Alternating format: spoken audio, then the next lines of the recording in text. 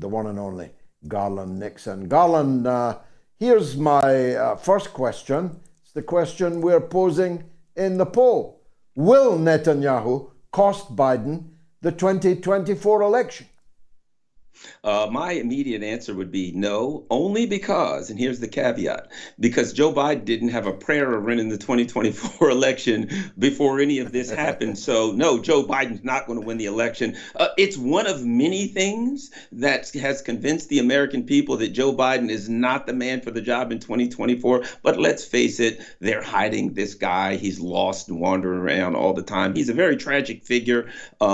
So notwithstanding the tragic events in Gaza, Joe Biden was already he was a ghost of a politician, to give him the benefit of the doubt. I just watched him in the Oval Office with President Jokowi of Indonesia, one of the world's most important, biggest countries, and Jokowi gave him a little soliloquy about the need for a ceasefire in Gaza, during which Biden looked comatose.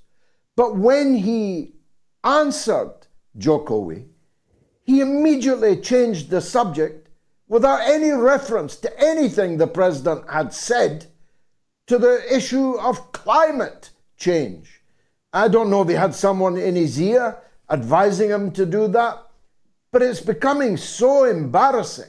I mean, it's long ago been embarrassing, but it's now deeply debilitating to have a president that can't even answer the points being made by presidential guests sitting in his own front room.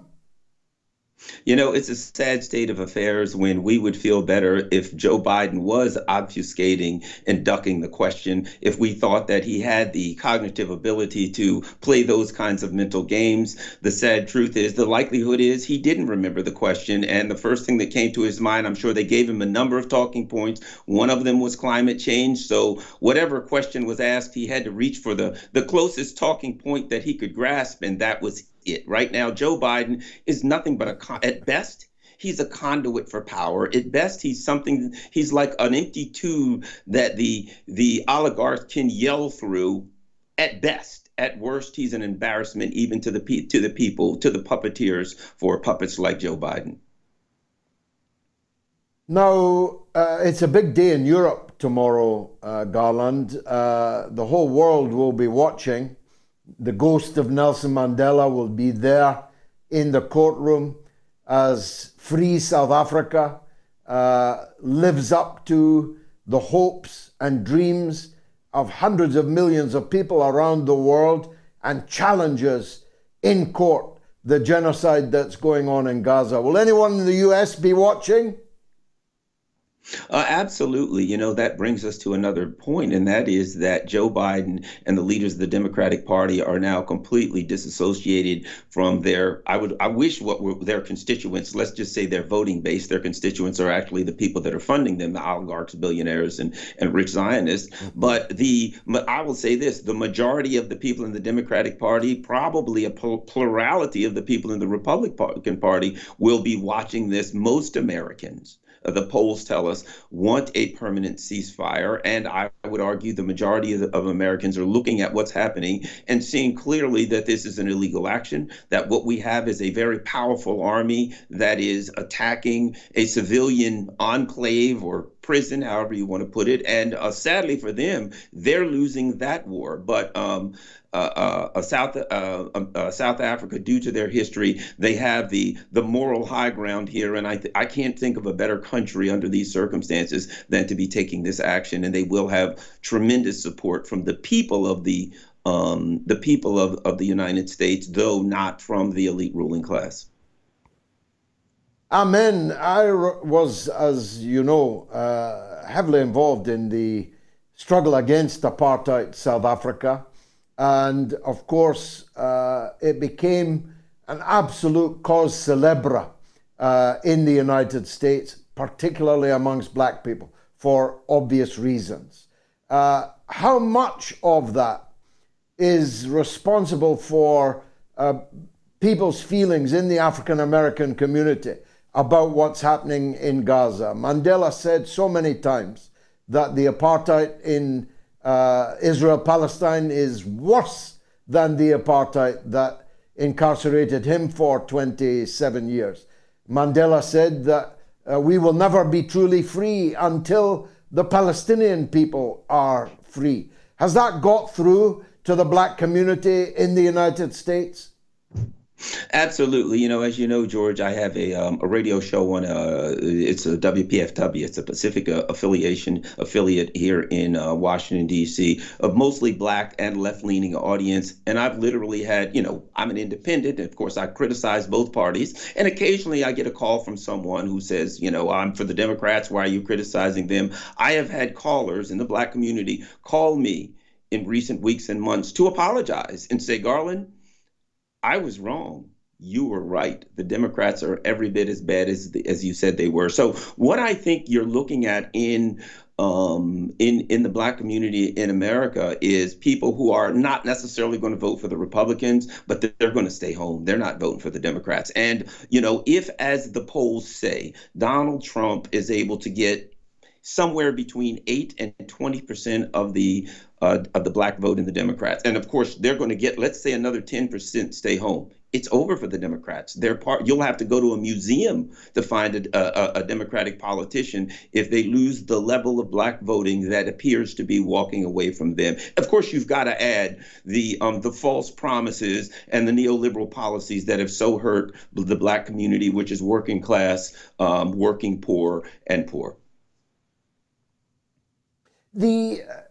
One of the great ironies of my lifetime, actually, is to see a carefully calibrated chorus of Democrats saying that this next election is about democracy. You have to save democracy. That democracy itself will be murdered if Joe Biden doesn't get your vote. At the same time as doing literally everything, unimaginable things, like seeking to imprison their number one rival. At what point does this cognitive dissonance set in amongst the Democratic voting base? How can it be democratic when you've done and are doing everything to strangle democracy in order to get reelected? Well, and you have to add something else that a lot of people outside of the country, U.S. may not know about, and that is that there are several other people in the Democratic Party, Marianne Williamson, Dean Phillips, a few others, who are running against Joe Biden in the primaries. 4 states, North Carolina, Florida, Massachusetts, and Tennessee, have decided that in the primaries, the only name they're going to put on the ballot is Joe Biden. So we have 4 states in the Democratic primaries who've already said the good news is we're going to have a primary election. The bad news is, as you literally see this on comedies about Banana Republic, comedy movies, there will be one name on the ballot, Joe Biden. So Joe Biden is going to, apparently, they are going to save, preserve, and fight for democracy, but they have no intention of actually practicing democracy. It is an extraordinary business. Now, Hunter Biden was briefly in Congress. Someone asked him if he was on crack today. Somebody else asked him, what kind of crack do you smoke? How embarrassing was all of that? Well, there was a hearing today, and it's called a markup hearing. But basically, Hunter Biden was subpoenaed to come before Congress to answer questions about his father's denial of being affiliated with Hunter's business. Hunter Biden refused the subpoena. So now Congress was having a hearing to determine whether or not to have a vote. One committee was having a hearing, and they're going to determine where and when to have a vote before the full House of Representatives on holding Hunter in contempt, and which of course is a criminal charge. Hunter Biden and his lawyers showed up today for some period of time. And of course, as you said on the way out, it was a circus. It was a media circus. And the bottom line is this. Most Americans already understand what's going on here. They understand the criminality and the corruption and the implications of it. And the bottom line, as it comes down to now, is that the diehard Joe Biden supporters now just look at it and say, sure, but we'll take a crooked criminal Joe Biden and his drug-addled son over Trump. It's not. There's not even a discussion as to whether Joe Biden is guilty anymore, because that ship sailed a long time ago. It's just a matter of whether you'll accept that Joe Biden is a criminal, or whether you have such a bad case of Trump derangement syndrome that you're going to overlook his criminality and in fact accept it. What of the Zion Don, as he's known? You couldn't slip sixpence between them on the Israel-Palestine question, of course, as you can't between the Democrats and the Republicans. But on the big enchilada, which is still there, still big, what's going to happen in Ukraine? Is Trump still holding to the position, no more money, no more weapons, an end to the war in the Ukraine? Absolutely, he is, and the fact of the matter is, and of course I said this long ago. Trump was smart enough to know very, very early that in the long run this was not going to be popular, and he's held on to the position. And his position is growing. It's growing in his party, and it's growing throughout the U.S. People are asking some obvious questions, namely, are we really supposed to believe that the Zelensky regime wants to bring, 5 to 10 million Eastern Ukrainians and Crimeans back into Ukraine, where it is literally illegal to speak their native and ethnic language? It is literally illegal for them to practice the religion that they practice. We're supposed to believe that Zelensky wants to repatriate those people. And then, this is the wonderful part, and then Zelensky, immediately after the war, because we know this is a democracy, right? He's going to have an election and allow 10 million Russian-speaking people to suddenly vote, and they're going to vote in a pro-Russian president. The idea, that narrative, when you run it down to what they're actually telling us, is so preposterous that people are starting to wake up and say,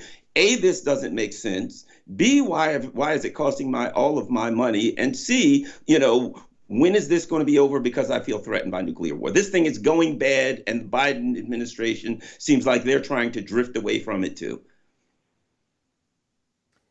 Now, this last question might be lighthearted, or it might be the most important question I've ever asked and you've ever answered. There seems to be aliens running around I think it was in Phoenix, where else, arising from the ashes. There's a jellyfish UFO popping up everywhere. Should we be worried? Are they trying to tell us something?